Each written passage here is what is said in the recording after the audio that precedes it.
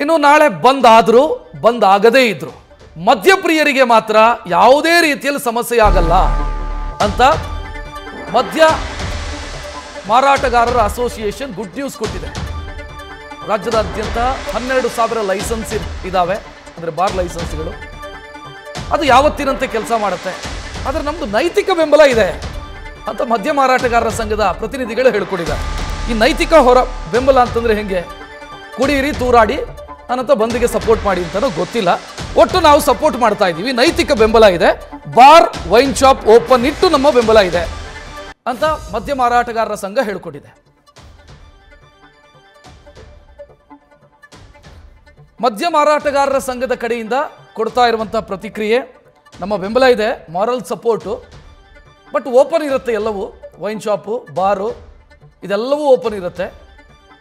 But ಈ ಕಾಸ್ ಏನಿದೆ ಅಥವಾ ಇವರೇನು ಕರೆ ಕೊಟ್ಟಿರುವಂಥ ಬೇಡಿಕೆಗಳು ಏನಿದ್ದಾವೆ ಅದಕ್ಕೆ ನಮ್ಮ ಬೆಂಬಲ ಇದೆ ಅಂತ ಮದ್ಯ ಮಾರಾಟಗಾರರ ಸಂಘದವರು ಹೇಳಿಕೊಂಡಿದ್ದಾರೆ. ಆ ಮೂಲಕ ನಾಳೆ ಮದ್ಯಪ್ರಿಯರಿಗೆ ಯಾವುದೇ ರೀತಿಯ ಸಮಸ್ಯೆ ಆಗಲ್ಲ. ನಾಳೆ ವೀಕೆಂಡ್ ಬೇರೆ, ಯಾವುದೇ ರೀತಿಯ ತೊಂದರೆ ಇಲ್ಲ. ಇಲ್ಲ ಅಂತಂದರೆ ಸ್ಟಾಕ್ ಎಲ್ಲ ಇಟ್ಕೊಳ್ಳುವಂಥ ಸ್ಥಿತಿ ಬರುತ್ತೆ, ಅಂಥದ್ದೇನು ಮಾಡಬೇಕಾದಂಥ ಅಗತ್ಯ ಇಲ್ಲ ಅಂತ ಮದ್ಯ ಮಾರಾಟಗಾರರ ಸಂಘ ಹೇಳಿಕೊಂಡಿದೆ.